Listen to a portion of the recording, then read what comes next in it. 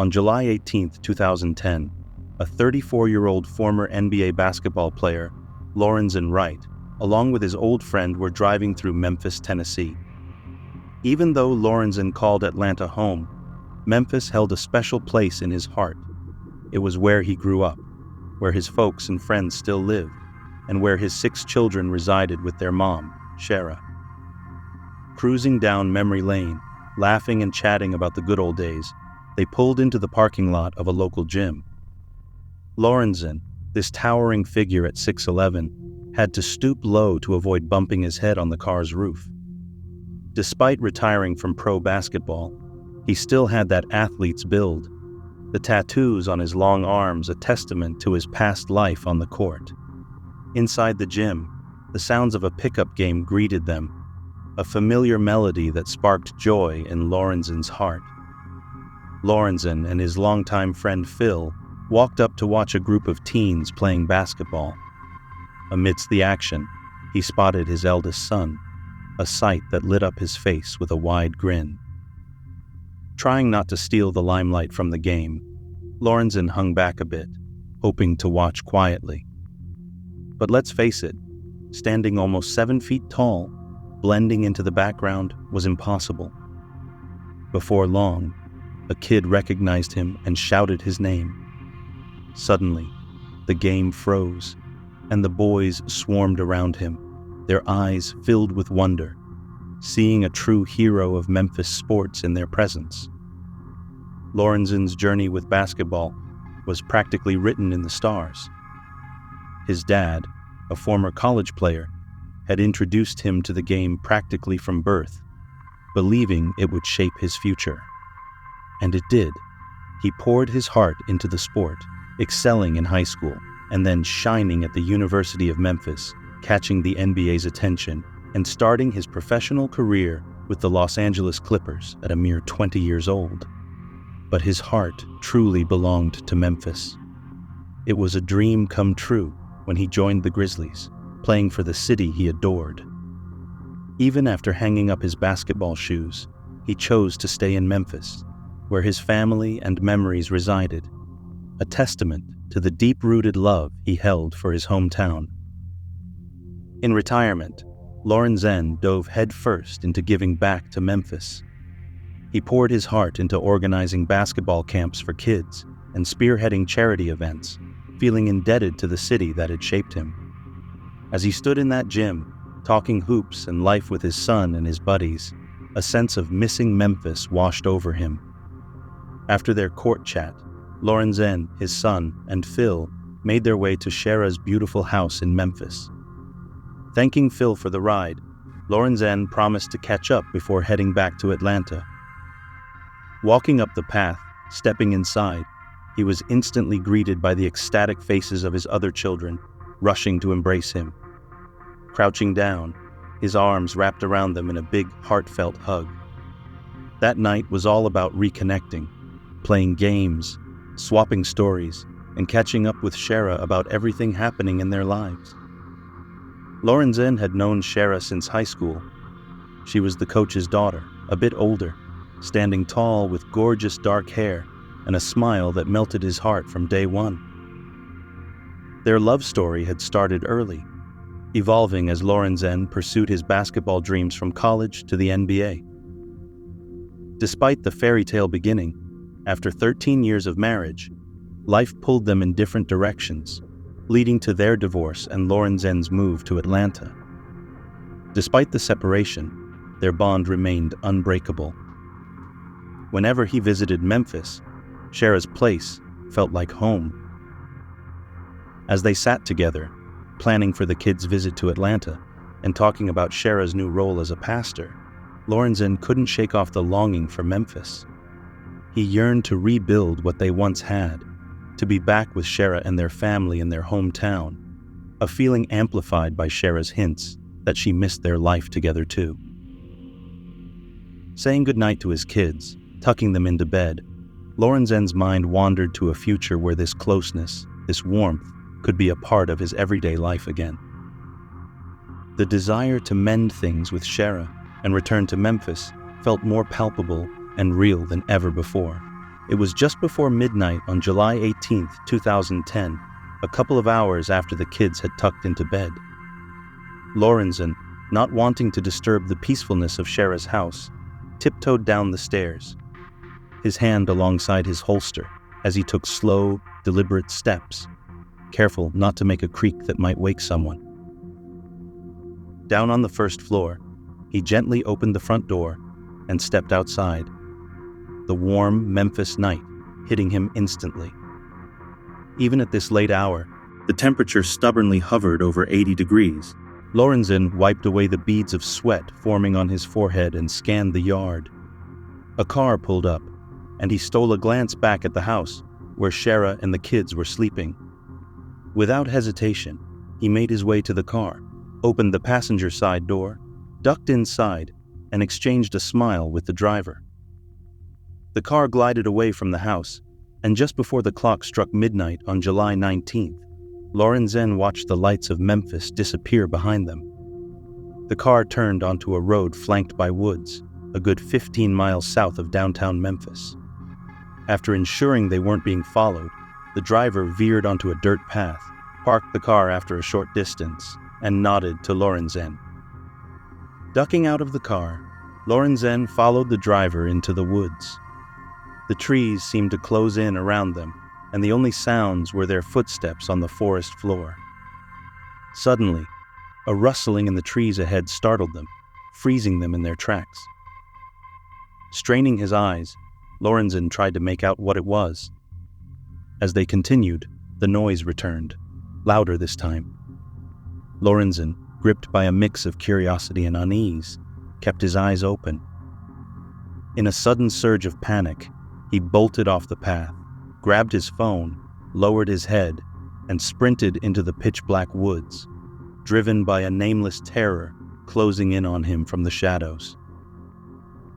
3 days had passed since Lorenzen had ventured into the woods. Phil Dodson sat on his couch, absorbed in TV, when his phone's ring interrupted the calm. Expecting Lorenzen's call, he was surprised to see Shara's name flash across the screen. As he answered, Phil sensed the distress in Shara's voice. She didn't exchange pleasantries, but immediately asked if he had any news about Lorenzen. Confused, Phil explained that he assumed Lorenzen was staying with Shara and the kids. Shara revealed that Lorenzen had left her house a few nights ago to meet someone and hadn't returned since. Phil's mind raced.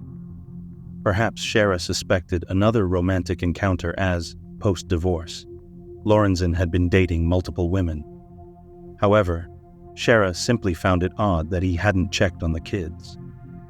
Promising to find Lorenzen, Phil hung up, calling Lorenzen and sending urgent texts.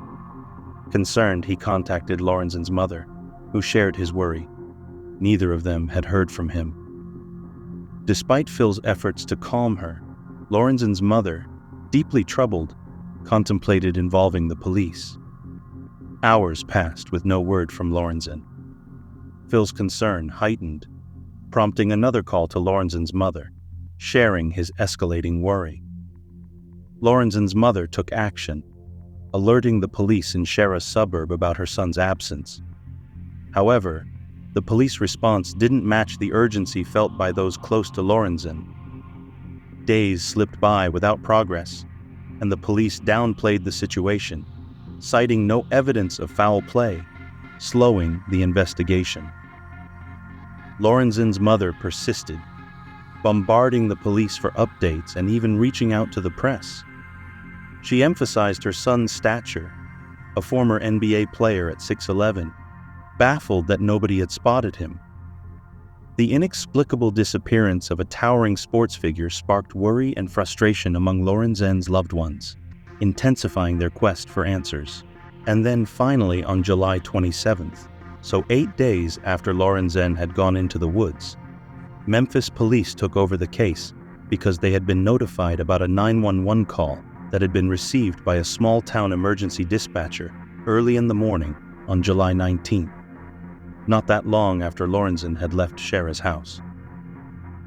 The 911 dispatcher said the call had been dropped so quickly that they couldn't locate where it was coming from at the time. But Memphis police still didn't understand why nobody had done anything to follow up on that call until over a week after it had been made. Still, there was no use arguing over what could or should have been done, and now Memphis police just wanted to figure out if this 911 call was connected to their missing hometown hero, Lorenzen Wright. And using cell phone tracking data, Memphis police were able to trace the 911 call to Lauren's phone number, and they discovered the call had come from somewhere either in or close to the woods, located about 15 miles outside of downtown Memphis on July 28th, 9 days after Lorenzen had last been seen by anyone. Memphis police officers and police dogs searched the woods and fields in the general location where they believed the 911 call had come from, and what they were looking for were any clues that might lead them to Lorenzen. The sun was blazing overhead, and members of the search party who were looking through an open field near the woods were hot, exhausted, and frustrated that they had not found anything. Then suddenly, one of the police dogs caught a scent. It put its nose to the ground and started off through the field, and the officer, who was the dog's handler, followed close. Behind the dog pushed its way through some dried grass and then came to a stop and started barking, and the dog's handler crouched down to get a better look at whatever the dog had discovered. And when the officer saw what was on the ground, his stomach began to turn. The officer had been at a number of crime scenes, but nothing in his past had prepared him for what he was looking at on the ground. Right in front of him, he was sure it was a human body, and from the looks of it, could be bullet wounds on it. But the summer heat and the natural elements had withered the body down to almost nothing, so it was basically just bones, and only a little bit of weathered skin, which made it impossible to tell who this person was. The officer stepped back from the body and took a deep breath. Then he called out to the others on the scene, and they quickly joined him and his dog, and then the officer called into the station to say the search party believed they had discovered a murder scene. Not long after that call, forensics and ballistics experts swarmed the area and combed the scene for evidence, and by the end of the day, they had located multiple shell casings from a 9mm pistol not far from the body. However, they couldn't find a gun. And later, the body was finally removed from the field and taken to the coroner. And during the autopsy, the body only weighed about 55 pounds, but dental records confirmed that the victim was the 6'11", 225-pound former professional basketball player, Lorenzen Wright. The news of Lorenzen's death sent the city of Memphis into shock, and some of his former NBA teammates, community leaders, and closest friends like Phil Dodson went on TV to express how upset they were, and all of them talked about how good of a person Lorenzen had been and how much of a loss this really was. But nobody was as heartbroken as Lorenzen's mother. She went on the local news to talk about how amazing her son was and to beg anyone who had information what had happened to Lorenzen to come forward and share it with police. And so it quickly became clear to Memphis Police Director Tony Armstrong that his department was dealing with one of its most high-profile cases in years. And so Armstrong decided to get directly involved in the investigation because he wanted to make sure everything was done by the book. But Armstrong also wanted to be involved because he had really liked Lorenzen. Over the years, Lorenzen had been a part of so many community programs and charity fundraisers in Memphis that Armstrong had seen him speak on multiple occasions, and Armstrong thought Lorenzen had been a great role model for young people and that he demonstrated how someone should use their money and fame to better the lives of those around them. And so Armstrong wanted to close the case as quickly as possible so he would be able to tell the people of Memphis that police had found justice for one of their city's heroes. But Armstrong felt like his investigative team was already starting at a disadvantage because the fact that Lorenzen's 911 call had gone unreported for over a week meant that vital evidence at the scene could have been wiped away by the elements, and the killer had been given ample time to travel anywhere in the world before the body was even discovered. But regardless of all that, Armstrong and his lead detectives first had to try to figure out why a former NBA star who was worth millions of dollars had gone into the woods in the middle of the night. And so, on August 1st, 4 days after Lorenzen's body had been found, Armstrong and members of his team headed to Shara's house in the suburbs. And after investigators did a thorough search of the house, Armstrong asked if Shara would mind answering some questions to see if she could help police piece together what had happened on the night Lorenzen had left her house and didn't come back.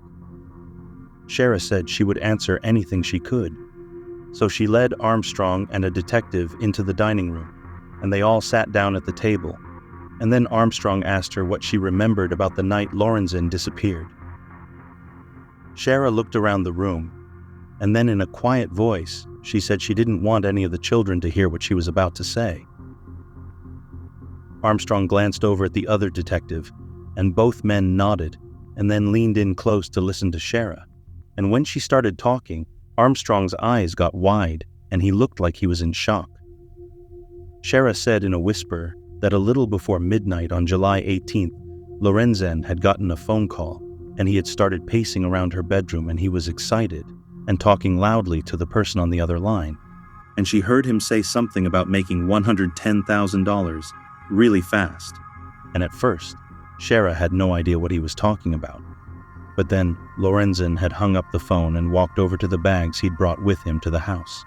And Shara had watched as Lorenzen reached into one of the bags and pulled out a stash of drugs and a wad of cash. She had asked him what was going on, but Lorenzen just said he had some work he needed to take care of. And then he had put the drugs in a box, pocketed the cash, walked out of the room, and headed downstairs. And not long after that, Shara had heard a car driving away from the house at the dining room table. Armstrong and the detective sat there with stunned looks still on their faces, because Shara's story just made no sense to them. Armstrong knew that Lorenzen had made close to $55 million during his basketball career, and he owned multiple properties in different cities, and Armstrong couldn't understand why a man with that kind of wealth would have anything to do with dealing drugs, or why he would need to make some fast money. And so Armstrong asked Shara if she was really sure about what she had heard and seen that night. And Shara just nodded and said, "Yes, I'm sure." Then Shara looked around again to make sure none of her kids were close by, and in barely above a whisper, she told them that she felt terrible for what she was about to say, and she hoped it would not ruin their image of Lorenzen. But Armstrong said if she had important information, they needed to hear it no matter what it was. So Shara looked Armstrong in the eye and told him that Lorenzen had blown almost all of the money he'd made from playing in the NBA. She said he'd used a lot of it to help friends and family, because he was a good man who could never say no to people who asked him for help. But she said he'd also had trouble controlling his own spending, especially when it came to buying luxury cars and properties. And then she said at least one of Lorenzen's houses was going into foreclosure because he couldn't make the mortgage payments. And so recently, Lorenzen had begun selling drugs to make ends meet. Armstrong thanked Shara for talking to them and said police would be in touch with her if they needed anything else. Then Armstrong and the other detective headed out of the house, got in their cars, and drove back to the station. And when he got there, Armstrong couldn't help but feel like this case had already taken a turn. He didn't see, coming at the police station, Armstrong met with the investigators who had searched Shara's house, and they told him that they had not found anything of interest there. So, Armstrong stepped into his office and sat down at his desk. He still couldn't get over what Shara had told him. Her story just did not reflect who Armstrong thought Lorenzen was, a young man who went out of his way to give back to the community whenever he could. But Armstrong knew that the fame and fortune of professional athletes was a world he could never fully understand. And so he put his personal feelings aside, and over the next couple of days, he and his team started looking into any connections. Lorenzen might have had 2 known drug dealers in the area, and what Armstrong discovered shocked him all over again. It turned out that in 2009, A year before Lorenzen's body was found in the woods, he had been mentioned in an FBI investigation involving an international drug smuggling ring that had been operating out of Memphis. Armstrong learned that Lorenzen had never been charged with any crimes based on that investigation. But that investigation showed there was a possibility that Lorenzen had ties to one of the largest cocaine dealers in Memphis. And so all of a sudden, Shera's story started to make a lot of sense. And Armstrong also discovered that one of Lorenzen's homes was indeed going into foreclosure, just like Shera had said. And so now Armstrong believed that the chance to make a lot of money from a drug deal could definitely explain what Lorenzen had been doing in the woods the night he died. So the Memphis police decided to focus in on this new potential lead and to track down the big-time cocaine dealer who Lorenzo had possibly known on August 4th, 2010, a week after Lorenzen's body was discovered. Armstrong and his team were still following leads that might connect Lorenzen to a large-scale drug operation in Memphis. But while the police were at work, hundreds of Lorenzen's fans, teammates, friends, and family gathered at the arena where the Memphis Grizzlies play basketball for Lorenzen's memorial service. Shera, the children, and Lorenzen's parents led a long procession. Across the arena floor to Lorenzen's closed silver casket, each of Lorenzen's children wore a cap with a logo on it from one of the NBA teams Lorenzen had played for, and they all took a moment to say their last goodbyes to their dad. The memorial service was a chance for Memphis to celebrate and honor one of their most loved sports figures. And the service was even televised on local channels for people who could not attend in person. And during the memorial, Lorenzen's mom was visibly shaken and too upset to speak at times. So Lorenzen's younger brother did most of the talking for the family, and he told the crowd how much they all had loved Lorenzen and how proud they were of everything he had accomplished. And then, as he fought back tears, he said he'd always thought his big brother was invincible, so he couldn't believe Lorenzen was now gone. Not long after Lorenzen's brother finished speaking, the mayor of Memphis stepped up to the mic, and he promised Lorenzen's family and everyone in the arena that authorities would track down whoever had killed Lorenzen, and they would bring that person to justice. And in the days following that memorial service, Police Director Armstrong felt the pressure building on his investigative team. Lorenzen's murder was now national news, and local news ran stories on Lorenzen and asked for updates on the investigation constantly. And in addition to that, the mayor had just made a public claim that the killer would soon be brought to justice. But all of the added pressure did not mean Memphis police would get any closer to solving the case, and Armstrong's team could only follow the leads they had. So based on what Shera had told them, and on information from the past FBI investigation, Memphis police continued to aggressively pursue any leads that could tie Lorenzen to the drug trade in Memphis. But they quickly discovered that the cocaine dealer Lorenzen possibly had links to had been in prison at the time of Lorenzen's murder, and police couldn't find any evidence connecting Lorenzen to any other known drug dealers in the area. And so this drug deal theory that police hoped would lead them right to Lorenzen's killer ended up leading them nowhere. And now Armstrong found himself back at square one. And so Armstrong sent his investigators back out to the crime scene to look for more evidence. But throughout all those new searches, they didn't find anything new. All they had were the shell casings that had been found when the body had been found. And that was it. So without anything to go on, Armstrong just arraigned Lorenzen's friend, Phil Lorenzen's ex-wife Shera, and all of Lorenzen's closest family members and friends. But they didn't find anything new in those conversations either. And so, even as pressure continued to mount on the police from the public, the victim's friends and family, and Memphis politicians, Lorenzen's murder case started to go cold. And it stayed that way for years. In the summer of 2012, 2 years after Lorenzen's body was found, his mother decided to go on a public crusade to find justice for her son. Over time, She had watched Lorenzen's story fade from the news, and she had seen the investigation into his murder almost completely stall out, and there was no way she was going to stand for that.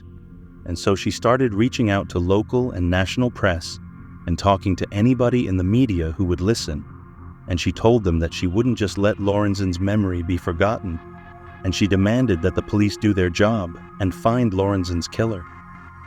And she said as long as she had blood running through her veins, she was going to keep fighting until her son could finally rest in peace. Now, Director Armstrong saw all of this happening, and he knew that Lorenzen's mom and others in the Memphis community were angry at him and the police for not being able to solve this case. And so Armstrong tried to jumpstart the investigation by assigning a series of new lead detectives to the case. But unfortunately, none of them made any headway. And as more time went by with no new leads and seemingly no hope, Lorenzen's mom started to feel like nobody cared about this case anymore. But then, after years of the investigation barely moving forward, Memphis police would finally catch a break that seemed to come completely out of nowhere. Fast forward to January of 2015, almost 5 years after Lorenzen's murder. Lorenzen's mom continued her media crusade, but she felt like she was the only one who was still fighting for her son. But on a cold winter afternoon, Armstrong was sitting in his office when one of his detectives walked in. This detective had an excited look on his face, and he started talking really fast. Armstrong looked up and said, wait, what's going on here? What's going on? And the detective slowed down and then just said there was a novel that had just been published that Armstrong had to read.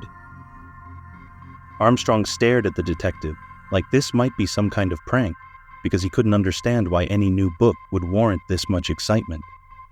But then the detective told him that even though the book was fiction, he thought it might be connected to the murder of Lorenzen Wright. Armstrong just sat there in silence for a minute. He never imagined he'd have to turn to a work of fiction for possible evidence in a 5-year-long murder investigation. But soon after this meeting, Armstrong and other members of the investigative team read parts of this new book, and what they found didn't provide any hard proof about what had happened to Lorenzen, but it did spark their interest in one particular suspect, and eventually that newfound interest would help lead to a full-scale relaunch of the investigation.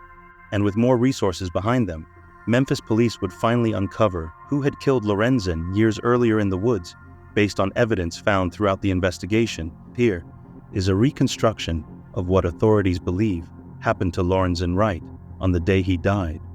Just after midnight on July 19, 2010, the killer stood behind a tree at the end of a dirt path leading into the woods. The heat and their own nerves were making the killer sweat, so they wiped their hands dry on the side of their black pants. Then they drew a 9mm pistol from their waistband and clutched it tight. Then the killer saw headlights cutting through the darkness, and they heard a car slowly driving towards them. The car parked a few yards away, and the killer saw the driver step outside. Then they watched the Lorenzen get out of the car on the passenger side. Even in the darkness, Lorenzen looked huge, and the killer felt a little bit afraid. So the killer took a steadying breath and then huddled a little bit closer to the tree. A moment later, the driver began walking down the path towards the killer, and Lorenzen followed them. So the killer at this point squinted in the darkness and stepped out from their hiding place and raised their gun right at Lorenzen. But the killer hesitated, and when Lorenzen saw this person with the gun standing there, Lorenzen immediately grabbed his phone, turned off the path, and started running deep into the woods. The killer fired the gun at Lorenzen, but they missed, so they took off running after Lorenzen, but Lorenzen was so fast, it was almost impossible for the killer to even stay close. But the killer could see the light from Lorenzen's phone, and so they just kept following that light, and they fired another shot, generally in the direction of the phone. Then the woods started to clear, and the moonlight and stars made it easier for the killer to see what was ahead of them, and to keep Lorenzen in their sight. And then, the killer heard Lorenzen shouting into his phone, desperately asking the police for help. And so the killer fired off a few more shots, and Lorenzen stopped talking, but he kept running. The killer could feel a pain in their side, and they were gasping for air by this point. But they kept pushing as hard as they could to try to keep up with Lorenzen. Then the killer saw Lorenzen running towards a high barbed wire fence that separated the woods from a field on the other side. And the killer just watched, dumbfounded, as Lorenzen leapt clear over the fence in stride. But as Lorenzen jumped, he must have caught his back foot on the fence, because when he landed, he fell to the ground and kind of tumbled forward. And the killer knew this was likely their only chance, so they ran as fast as they could towards the fence. And when they saw Lorenzen trying to get back up, they fired multiple shots through the opening in the barbed wire. And the killer heard Lorenzen scream, and they saw him fall to the ground again. Then the killer managed to get over the barbed wire fence to the other side, and once they got there, they saw Lorenzen laying on the ground bleeding and struggling to breathe. The killer stood there for a moment, watching Lorenzen. Then they took a deep breath, aimed their pistol at Lorenzen's chest, and they fired. Then they raised their gun slightly and aimed it at Lorenzen's face. And they fired again at this point.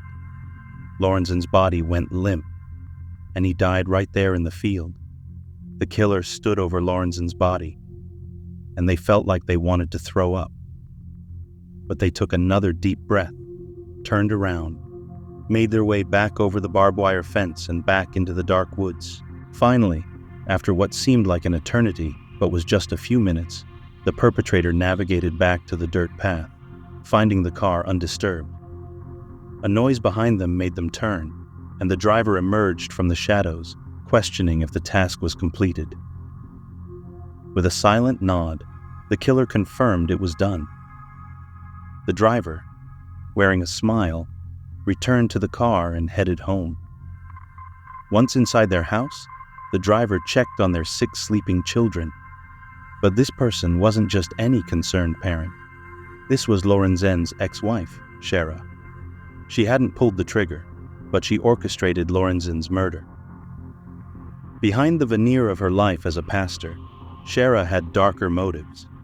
Driven by a massive spending habit, she found Lorenzen's alimony and child support insufficient. Eyeing his life insurance and NBA pension, she conspired to kill him. Shara had even misled Lorenzen into believing in a chance of reconciliation, luring him back to Memphis with sexually explicit messages. On the night of July 18, 2010, when Lorenzen stayed over at Shara's, she fabricated a meeting to coax him to accompany her to the woods where the hired gunman lay in wait.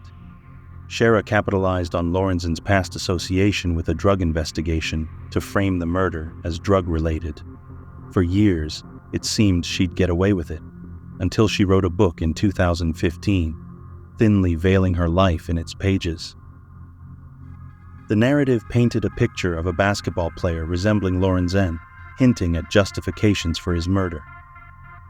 While the police couldn't take fiction as evidence, the book, combined with renewed pressure from Lorenzen's Circle Post publication, led to a re-examination of Shara as a suspect.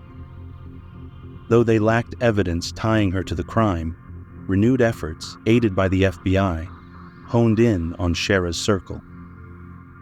In 2017, a babysitter for Shara's children revealed overhearing Shara discarding a gun in a lake outside the city. An FBI dive team recovered a matching firearm, linking it to the murder weapon near Lorenzen's body. The recovered gun led to the gunman linked to Shara's church, ultimately exposing her role. The triggerman received a life sentence, plus additional years, while Shara, through a plea deal, was convicted of facilitation of first-degree murder, sentenced to 30 years in prison, eligible for parole after 7 years.